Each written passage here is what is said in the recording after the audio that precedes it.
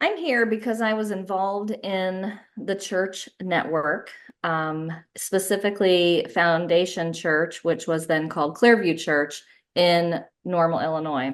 And I believe that the involvement that my son still has within this church has been very instrumental in him cutting me off. He has cut off all communication to me and my husband, with really no explanation of why. I was in the church for 5 years, from the years 2010 to 2015. So I've been gone for 10 years almost, but my son and his wife are still there. We left in 2015 because we were feeling like we needed to be somewhere that we personally had some more spiritual support. At the time, we were in the midst of seeking counseling, and we're hoping we could get it through our church, or at least through the leadership of the church. And it just was not something that they were willing or capable at the time to do. And so we really felt like God called us away so that we could kind of deal with some issues that we were having as a family. At that time, my son was young adult in his early 20s and had been deployed, and then came back and ended up staying at the church, even though we had left. It was okay at one point that he was there and you were not. You had mentioned there was one other change Yeah. that happened with leadership or Yeah, while we were there, there was a change in leadership. Jeff Miller left to go plant a church in St. Louis. And so Justin Major became the lead pastor at the time. And it was not long after that happened that we really felt like we needed to go. There was a change in just the overall atmosphere, I'd say.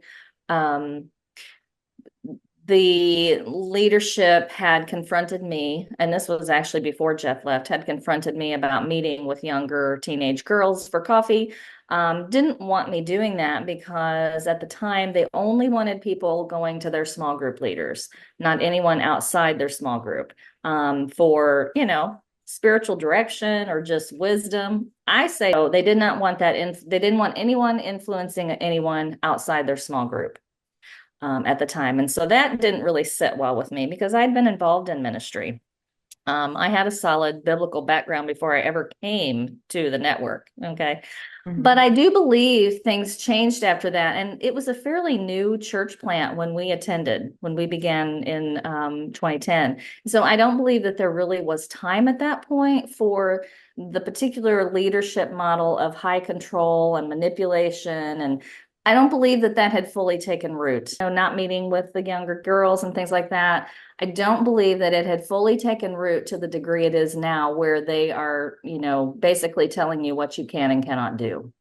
Okay, so there was definitely a shift and you left for personal reasons, but also that leader just wasn't right for you. But at that time, you Right. didn't think like you weren't a five No, alarm fire to get your son out no, not because at he was a young adult and all. you didn't see an emergency I at that. didn't. I didn't. I didn't. And But that's, now you see something different. well, a lot has been different. Okay. When Jeff Miller left, and you can read all of this in my story. All of this is on leavingthenetwork .org that you can go on and read. But when Jeff left, I actually sat down with my son to tell him Jeff's side of the story because he couldn't tell me what was going on. Could be, I honestly, I don't think they really were being told what was going on. Just so he would know why Jeff was leaving the network. And he listened, but it was very much, yeah, well, you don't know Justin's heart, and I do.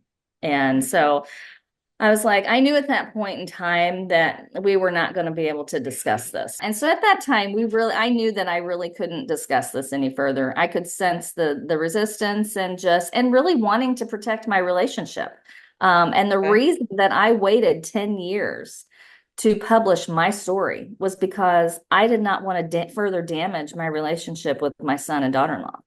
However, Okay. a year and 3 months ago, we were cut off anyway. We never really had any further conversation about the church. I never really questioned, other than just to say, how are things going? How are you doing? I had the conversation in 2018. It was right after Jeff left. After that, we really didn't have any conversation further about the church other than just, and he had become at that point a small group leader and was on the worship team and very involved Okay. at Foundation. Yeah, we went on vacations together, holidays together. We actually moved out of state in 2020, and we were still very much, getting together a couple, 2, 3 times a year, having vacations, holidays together. But it was not until 2023 that we we were going to need to have some conversations about some family stuff, just some things that had come up and our life and not knowing what was going on with their life. We were sharing with them, and it was after that we basically were cut off. 5 years after your only conversation about the church. Yes, yes, So yes. for those 5 years, you knew he was in something that was kind of, in your opinion, getting more, you said controlling. And Control. Yeah. okay. But you were still just trying to keep your relationship intact and hoping he would figure it out. Absolutely. Absolutely. And really not knowing, honestly, I did not know the degree to which the church had gone off the rail. I started hearing everyone else's stories. I trusted Jeff. I trusted his wisdom and how things were being handled. And so I stayed in contact. He was the one that got me, connected with leaving the network. It was in reading everyone else's stories that I came to understand that, okay, it's not just our family. It's not just my son. It's dozens, if not hundreds, of other people going through the same thing. And then I met you through Reddit. I really think that the transfer of power from one leader to another led to some major changes at that particular church. And then just over time of the leadership model, which starts at the top down from the head of the network down. I knew that when I was sitting in that meeting with the leadership and they were telling me not to meet with young women for coffee, that was coming straight from the top. It was almost like a regurgitated statement. It was made known even when we were there. You don't question leadership. To question leadership is being divisive. Age and his own background has a lot to do with this. Has a lot to do with why I am where I am with no communication with my son. He came to Carbondale. He went to school in Carbondale, came to Vine and got involved there, met Jeff. They ended up planting that church together, Jeff and he was young, but he also was very open about having issues with his own dad from the pulpit. Later on that I came to find out that he had done exactly the same thing to his family. Pastor of this church when he cut him off. So you tell me. No, he was a new believer. Are recruited to become lead pastors. Coming in very young. They are raised up to follow the leadership model, to abide by what is acceptable, and then they're sent out to pastor a church. Not to say that God can't raise up individuals systematically similar across the board, and that is the only people that are, and I'll just give you an example. So one of our pastors that was on staff when I was at Clearview came with a background in ministry. He was brought on staff, and I believe he was brought on staff basically because he was under Jeff Miller's leadership, and Jeff saw something in him that we needed at the time. And he was actually our small group discipleship pastor. But also I think his influence, and I could be wrong, but I think his influence in the network was limited because of his background.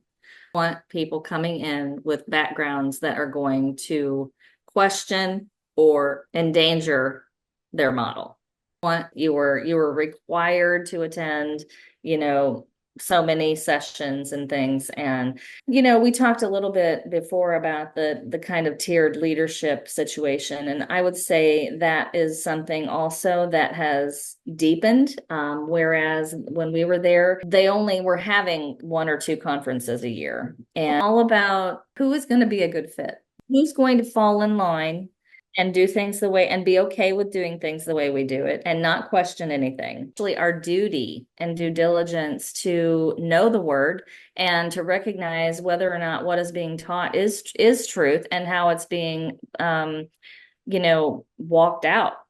Is it, is it leading people closer to Christ, or is it leading people to be more devoted to the leadership?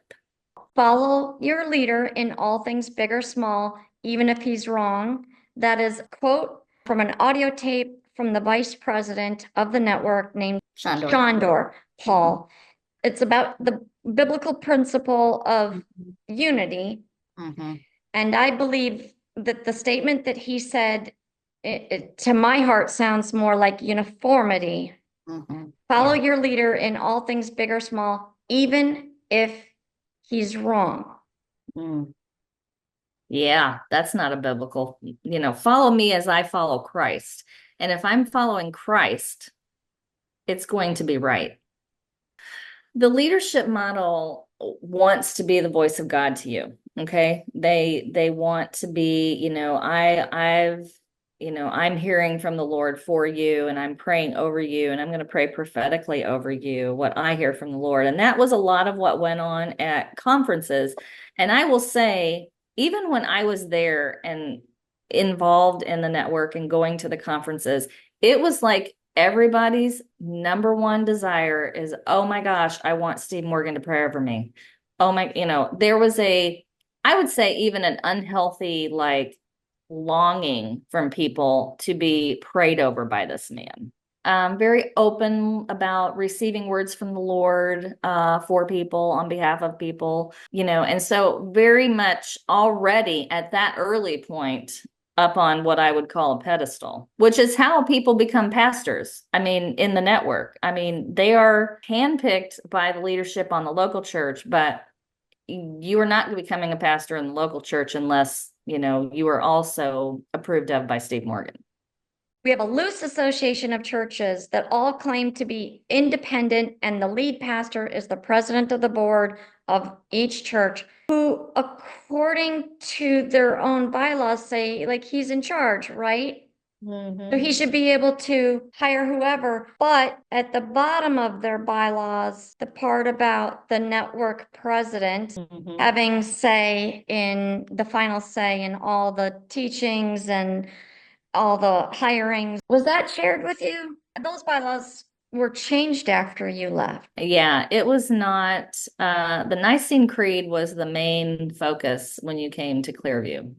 There was not a big focus at all on bylaws and newer church plants at the time. The whole thing is there had not been time for this to take hold. And so where we find ourselves today is a result of years and years of a leader at the top with a prideful spirit that has managed and directed leadership underneath him to become what it is, a very damaging religious setting. I'm not saying Jesus is not being preached there. The gospel has been preached there. I'm not saying that people are not getting saved there. I do believe in God. God is grace. God is a God of grace.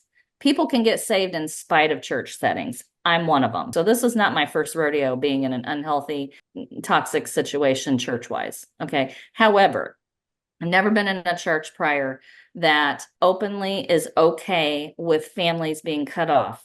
And I believe it is because they dive into these young kids' business, they get them to confess their issues, and then they use them against the family.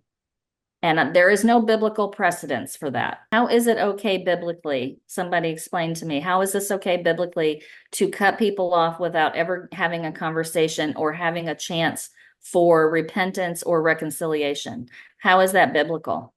The sole purpose is to divide relationships. That is the goal. And I know this wades into water that everyone will not be on the same page with, but there is an entity involved in this that is his whole goal. We have a real enemy. The enemy of our soul is the enemy comes to steal, kill, and destroy.